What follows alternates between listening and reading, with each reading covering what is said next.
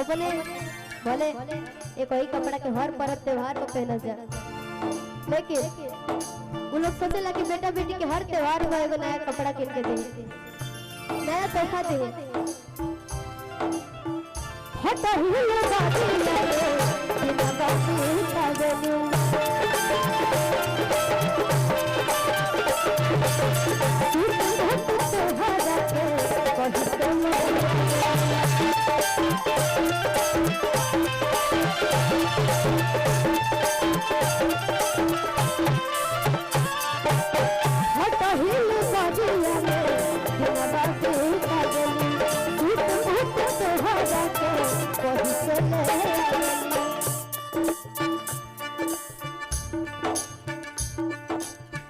सही सही पीड़ा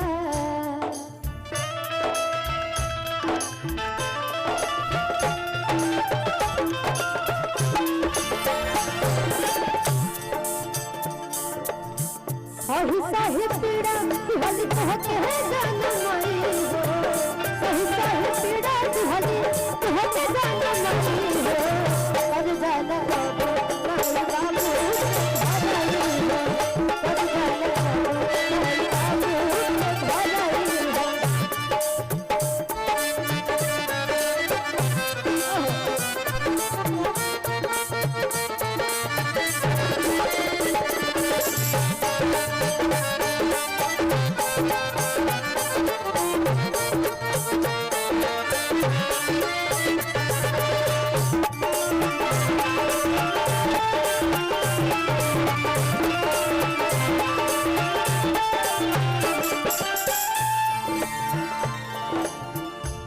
माई बाबू बा वो दुनिया का सबसे अमीर आदमी बा, लेकिन जेकर माई बाबू नहीं थे ओकरा के लोग कहेला ये अनाथ हटे।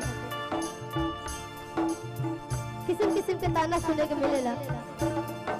हाँ हाँ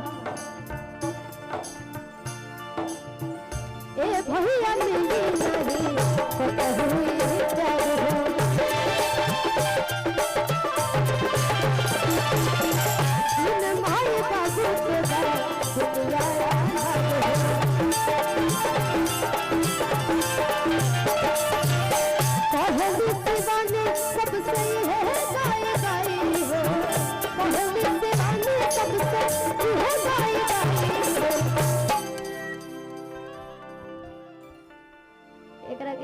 चौगुन में ले लेना।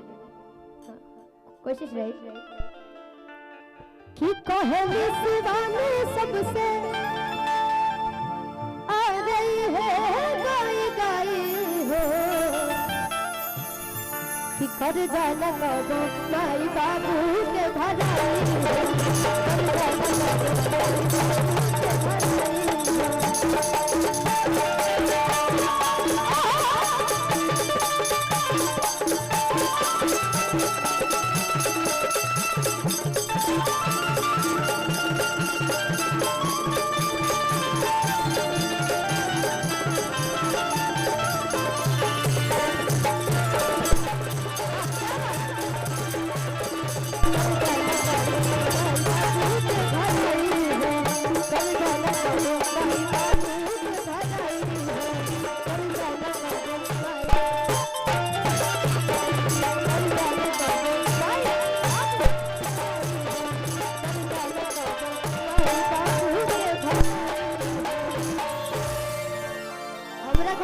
एक बार आप सब खाती ताली बजा के एक बार प्यारा आशीर्वाद दे दीजिए।